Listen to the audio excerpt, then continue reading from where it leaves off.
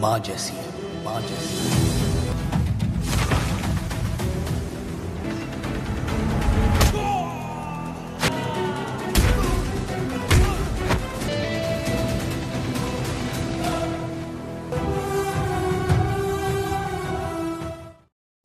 Halo sahabat, Assalamualaikum. Apa kabar? Semoga sehat selalu dan senantiasa berbahagia. Terima kasih sudah subscribe dan selalu setia menyimak video-video SLMT-TV. Semoga Tuhan Yang Maha Kuasa selalu memberikan rezeki yang berlimpah ruah dan kemudahan urusan untuk sahabat-sahabat semua. SLMT-TV tentunya selalu hadir menemani waktu bersantai sahabat dengan alur cerita dari film-film pilihan. Kali ini SLMT-TV menghadirkan sebuah cerita dari film yang berjudul Nikama. बात फैमिली के जान पे आए तो क्या करेंगे? अहम मत पालना कि तू उन्हें हाथ भी लगा पाएगा।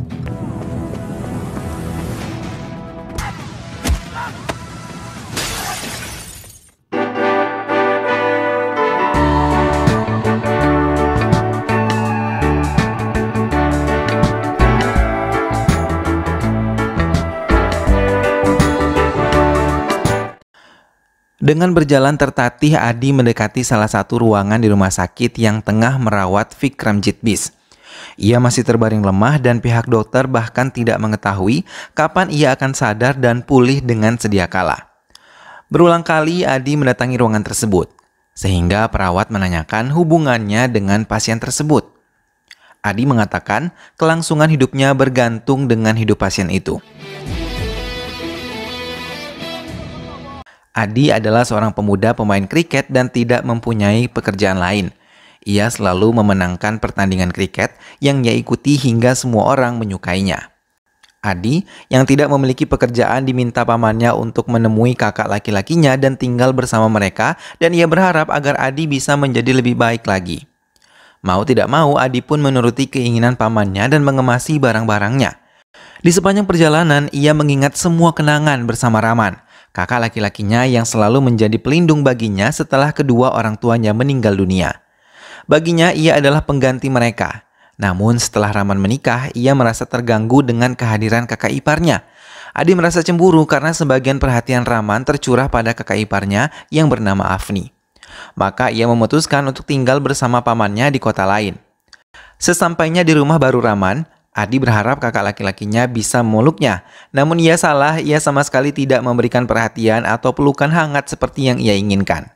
Raman mengatakan kalau mereka akan menempati rumah baru karena Afni yang merupakan seorang pegawai pajak kendaraan ditempatkan di kantor barunya. Sedangkan Raman sendiri bekerja di Bangalore dan menduduki jabatan baru juga.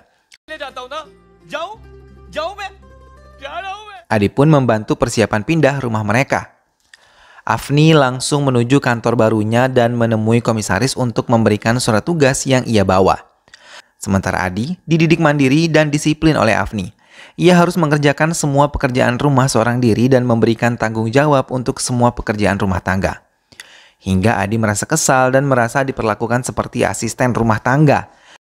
Pagi itu, Adi bertemu dengan gadis yang sangat cantik di sebuah halte bus. Namun tanpa ia duga, tiba-tiba gadis itu mendekati dirinya dan mengatakan kalau ia mencintai Adi dan ingin menikahinya. Hal itu sangat mengejutkan Adi karena ia sama sekali tidak mengenali wanita tersebut. Kali ini Afni memberikan selembar surat lamaran pekerjaan untuk Adi bisa mengisinya. Tapi dengan sombong, Adi malah membuang surat tersebut dan tidak memedulikannya sama sekali. Ia lebih memilih untuk datang menemui Natasha, gadis yang ia temui di halte bus. Kesempatan ini Adi gunakan untuk memberikan nomor teleponnya hingga ia berharap bisa mendapatkan kesempatan lebih dekat dengannya. Di tempat lain, Vikramjit Bis yang merupakan pemilik transportasi super bersama anak buahnya mendatangi Mayor Viswat yang baru saja diketahui posisinya oleh anak buahnya. Ia yang berambisi untuk menjadi MLA tidak ingin namanya tercemar jika Mayor Viswat membuka mulutnya. Mengetahui kedatangannya, Vikramjit hanya terdiam ketika ditawarkan sejumlah uang untuk tidak berbicara tentang kejadian pembakaran bus yang menewaskan 40 orang di dalamnya. Ia dengan tegas menolak dan ia akan membatalkan pencalonan Vikramjit menjadi MLA. Ia menjelaskan kepada Vikramjit kalau di balik kematian 40 penumpang itu ada 40 keluarga yang menderita termasuk dirinya. Dan ia tidak rela pembunuh anaknya menjadi pemimpin. Mendengar hal itu, kemarahan Vikramjit memuncak. Tanpa ragu, ia menembakkan satu peluru ke kepala Mayor dan membakar semua benda-benda yang ada di dalam ruangannya hingga tidak tersisa sama sekali. Beberapa guru petugas asrama memulangkan Natasha ke pihak keluarganya karena ia seringkali keluar asrama tanpa izin. Afni yang merupakan kakak perempuan Natasha pun menerimanya dengan tangan terbuka. Sementara Adi yang tidak mengetahui kalau Natasha adalah adik perempuan Afni merasa kesal saat ia diminta untuk mengantar jemput adik perempuan Afni dan ia berpikir adiknya akan menyebalkan seperti kakak iparnya. Namun saat ia mengetahui kalau Natasha adalah adik perempuan Afni, ia sangat bahagia dan merasa lebih bersemangat berada di rumah. Natasha menjelaskan kepada Adi kalau ia telah jatuh cinta pada Adi sejak 2 tahun lalu, sejak pertama kali kakak mereka menikah. Ia kagum dan merasa Adi adalah pria yang bertanggung jawab seperti Rahman yang tulus mencintai Afni. Afni kali ini turun sendiri ke jalan untuk memeriksa pajak-pajak kendaraan yang melintas. Hingga ia menemukan taksi-taksi yang memiliki plat mobil yang sama. Supir taksi tersebut mengatakan kalau taksi-taksi ini berasal dari perusahaan super yang dimiliki oleh Vikramjit Bis. Mendengar hal itu, Afni tidak sama sekali takut. Ia malah meminta anggota polisi lain untuk membawa mobil-mobil tersebut ke gudang kendaraan bermasalah. Di rumah, Afni baru mengetahui kalau Natasha adik perempuannya jatuh cinta pada Adi adik ipar laki-lakinya. Namun keesokan harinya, Adi merasa kehilangan Natasha karena Afni mengatakan ia telah mengembalikan adik perempuannya ke desa. Mendengar hal itu, Adi merasa kecewa karena Afni tanpa sepengetahuannya malah meminta Natasha keluar dari rumah itu. Bersama dengan itu, pamannya datang mengunjungi Afni dan juga Adi. Setelah urusan pamannya selesai, Afni meminta Adi untuk mengantar paman mereka ke stasiun untuk kembali ke kotanya. Mereka sama-sama meninggalkan rumah dan Afni pergi menuju kantornya serta Adi bersama paman mereka menuju stasiun. Di stasiun, Adi mengungkapkan kekesalannya terhadap Afni. Ia ingin kembali tinggal bersama paman dan juga bibinya. Sementara itu di kantor Afni, Vikramjit menemui Afni di ruangannya. Ia mengatakan kepada Afni untuk mengeluarkan semua kendaraannya yang telah ditahan Afni. Tapi Afni dengan tegas menolak dan mengatakan kalau Vikramjit harus membayar semua pajak kendaraan yang memiliki plat nomor yang sama.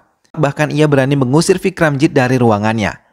Paman Adi yang mendengar keluhan sang keponakan mereka terkejut dan mengatakan kalau selama ini Adi beruntung memiliki kakak ipar seperti Afni. Ia menceritakan kalau Afni sengaja mengirim Natasha kembali ke desa mereka untuk mempersiapkan pernikahannya dengan Adi. Bahkan pamannya sengaja datang ke kediaman Afni untuk mengurus surat jual beli tanah milik Afni yang nantinya akan dibelikan sebuah rumah untuk Natasha dan juga Adi. Bahkan ia yang sudah 2 tahun menikah belum merencanakan memiliki seorang anak karena menganggap Adi sebagai anak kandungnya sendiri. Afni juga yang meminta Adi untuk tinggal bersamanya agar bisa ia didik menjadi lelaki yang mandiri. Adi terperangah mendengar semua yang dikatakan pamannya terhadap dirinya. Vikramjit menodongkan senjatanya ke arah kepalanya sendiri dan mengancam akan bunuh diri di hadapan Afni. Melihat aksi yang dilakukan oleh Vikramjit, Afni mencoba menahannya hingga kini malah ia yang ditodongkan senjatanya. Tiba-tiba Adi datang dan langsung menolong kakak iparnya dari senjata yang mengarah kepada Afni. Ia menendang Vikramjit hingga terpental dan menghadapi semua anak buah Vikramjit yang ingin melukainya.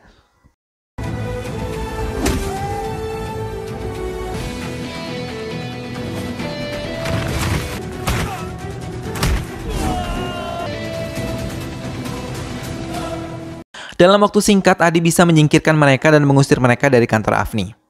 Natasha tiba-tiba datang menemui Adi dan mengatakan kalau pernikahan mereka sudah ditentukan tanggal 15 Februari nanti. Namun ayah Afni maupun Natasha tidak menyetujuinya karena Adi bukanlah pria baik dan tidak memiliki pekerjaan tetap. Afni membawa Adi untuk menemui Vikramjit dan menilai apa yang dilakukan oleh Adi itu adalah salah. Ia meminta Adi untuk meminta maaf kepada Vikramjit. Melihat kedatangan mereka, Vikramjit merasa terkejut dan pura-pura menerima maaf dari Adi. Namun tanpa sepengetahuan Afni, Adi menemui kembali Vikramjit dan memintanya untuk tidak lagi menemui Afni atau berusaha untuk melukainya.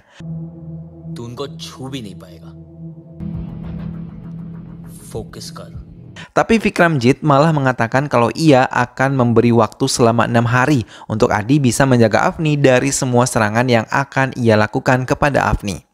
Bila dalam waktu 6 hari Afni masih selamat, ia bisa meneruskan kasusnya ke pengadilan. Adi menyetujui kesepakatan yang diminta oleh Vikramjit.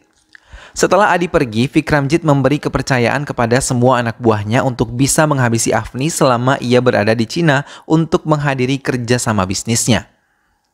Ia mau saat kembali ia sudah melihat mayat Afni. Sementara Afni sendiri membawa Adi ke sebuah perusahaan besar dan memberikan sejumlah uang kepada manajer perusahaannya untuk bisa menerima Adi sebagai karyawannya.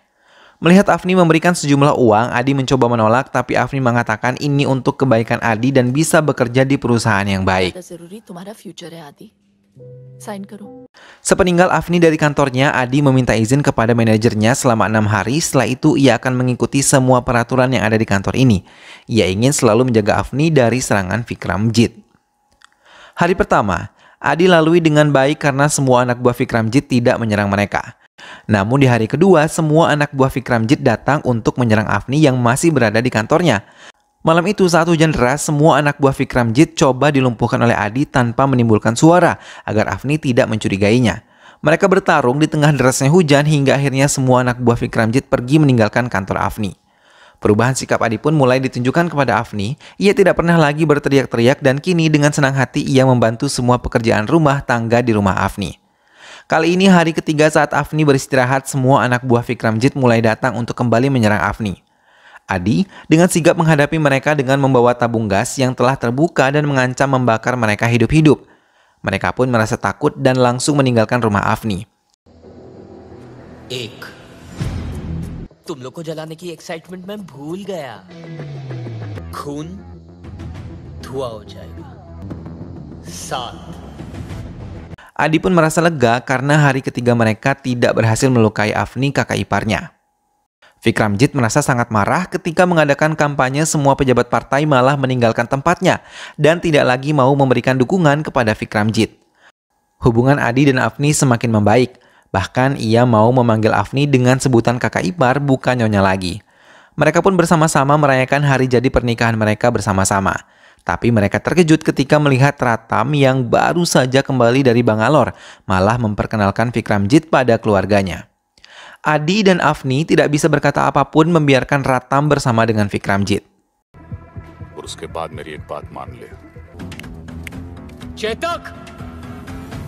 Hari kelima, Afni mengadakan meeting untuk membahas semua tentang kasus Vikramjit.